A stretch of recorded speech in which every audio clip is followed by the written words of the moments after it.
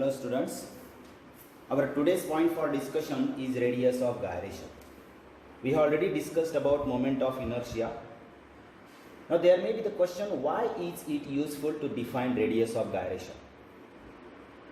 So the answer to this question is that calculation of moment of inertia is possible only for mathematically integrable geometrical shapes. This moment of inertia is denoted by I, and mathematically integrable geometrical shapes means symmetrical shapes. For example, we have studied about a disk. Disk is a geometrically symmetrical shape. So mathematically we can find out the moment of inertia of a disk. However, experimentally we can determine the moment of inertia of any object. Any object means which is not symmetrical in shape. We can find out the moment of inertia of that body also, but experimentally. Now, moment of inertia depends on the mass of the object and how the mass is distributed around the axis of rotation. If one is interested in knowing only the mass distribution around the axis of rotation, we can express the moment of inertia of that object by the formula I is equal to mk square. It means that the mass of that object is effectively at a distance k from the given axis of rotation. In this case, k is defined as the radius of gyration. In other words, if k is the radius of gyration for an object, then I is equal to mk square is the moment of inertia of that object. In short, what we have to conclude from this discussion, k is radius of gyration.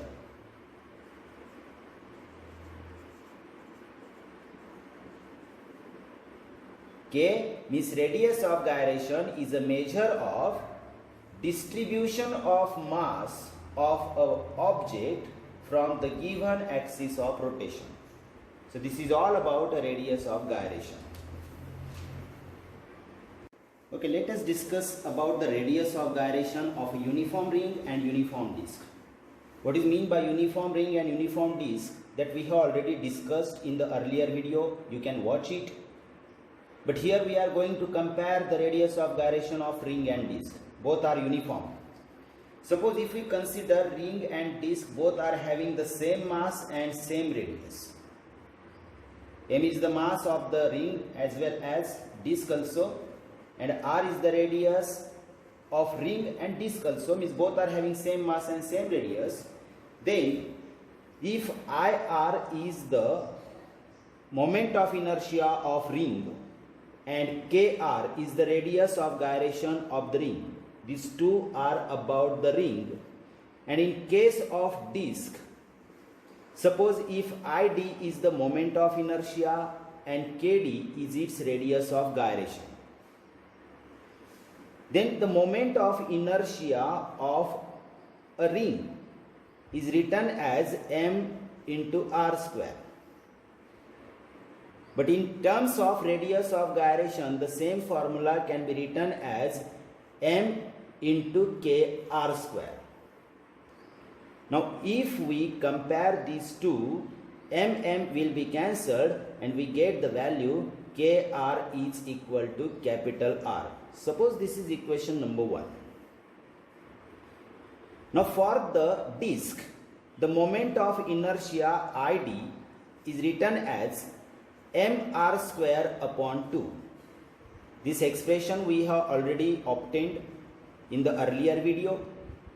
But the same moment of inertia in terms of radius of gyration, we can write it as m into kd square. See, this formula is applied here. For any object, when we want to write the moment of inertia in terms of radius of gyration, it is mk square. Just like here we have written mk square, here also mk square. This is for ring and this is for disk. But this is the moment of inertia, specially mathematically found moment of inertia for a disk.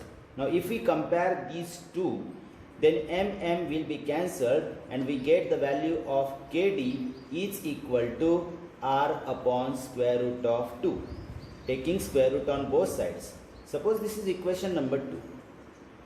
Now from 1 and 2 you can see that the radius of gyration is greater, r is greater than r upon root 2.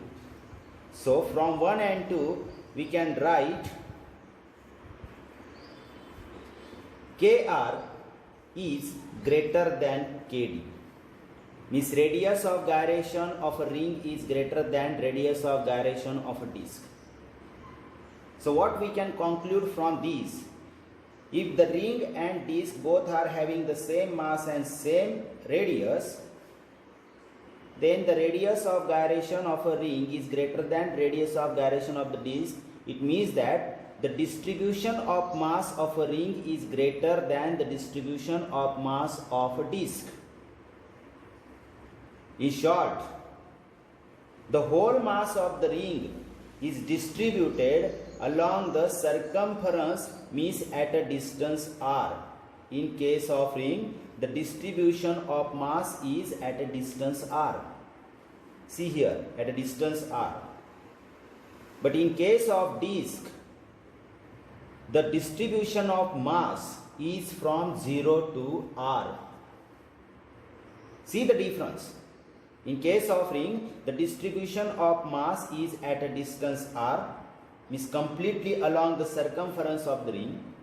And in case of disk, the distribution of mass is not along the circumference only, but it is from 0 to r.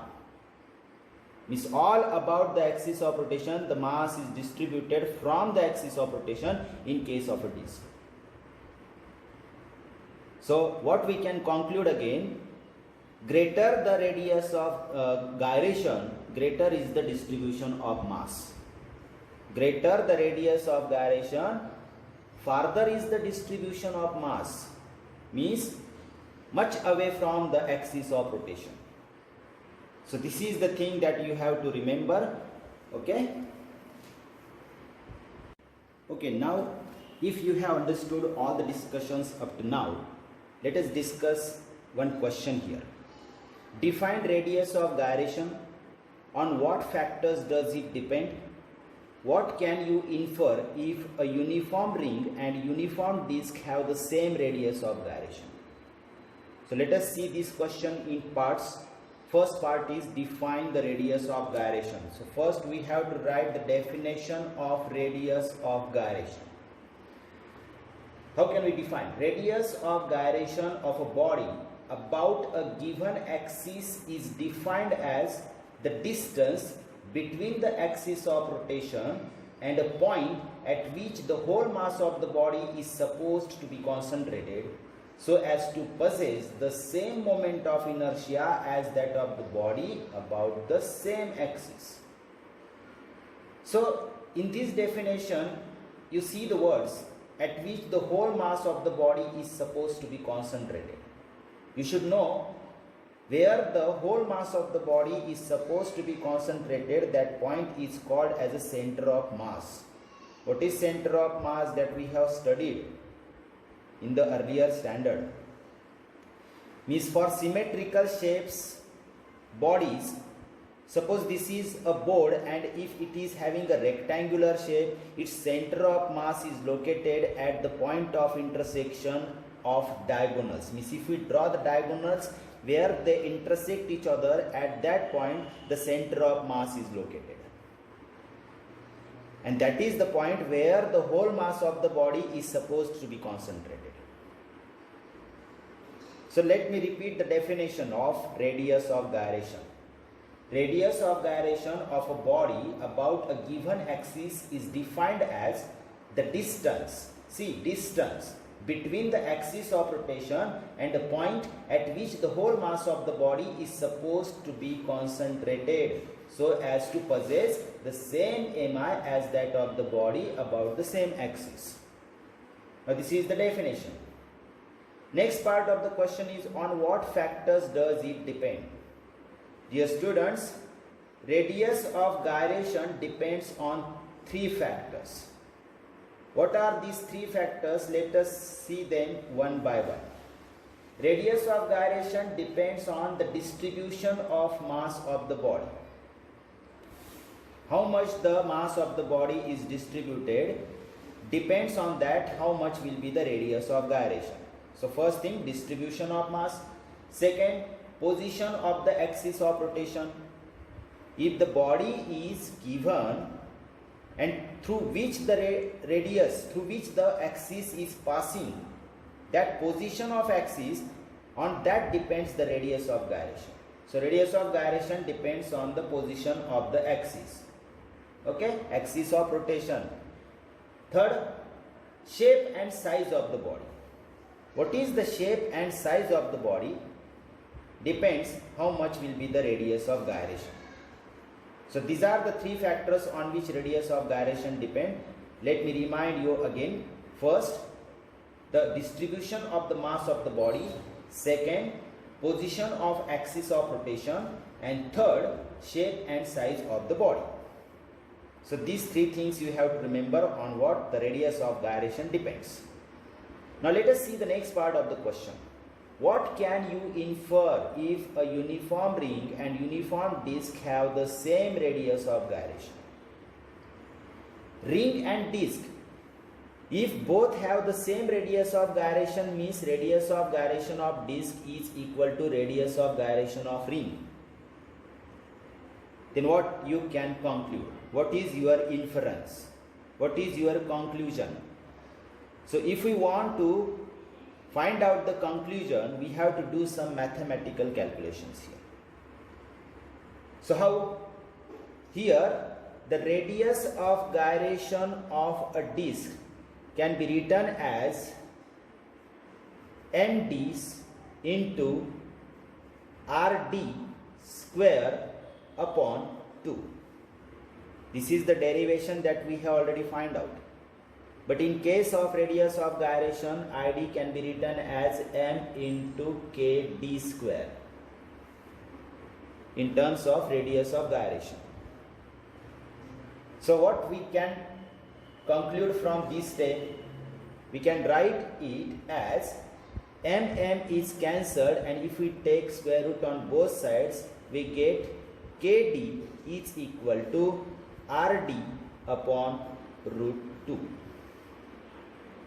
Now suppose this is equation number 1.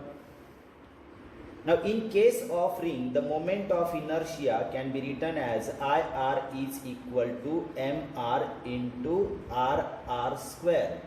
This suffix r indicates it is the moment of inertia of a ring. But in case of radius of gyration, the same mi can be written as mr. Here also we can put r, then only here md, then only we can cancel md and md, and then we get this equation. Here mr into kr square. This is the radius of gyration of a ring. Now from these two equalities, if we cancel mr and mr, we get the value of kr is equal to rr, taking square root on both sides again. Now this is suppose equation number 2. But we have given kd is equal to kr, means radius of gyration of a disc is equal to radius of gyration of ring. Means from 1 and 2, their left hand sides are equal, so we can take their right hand sides are also equal. Means we can write radius of gyration of ring is equal to radius of ring is equal to radius of disc upon root 2. Means in short, you can write radius of disc is equal to root 2 times of radius of ring. So this is the conclusion. Means distribution of mass in case of disc is smaller than the distribution of mass in case of ring. So this you have to conclude when it is given that the the radius of gyration of ring and radius of gyration of disc are same, they are equal, then you have to do these calculations and reach up to the conclusion here. So very easy question. Three parts of the question are discussed here. Definition, on what factors radius of gyration depends, and if their radius of gyration are equal, so what we can conclude, this is the relation between the radius of disc and radius of ring. Okay.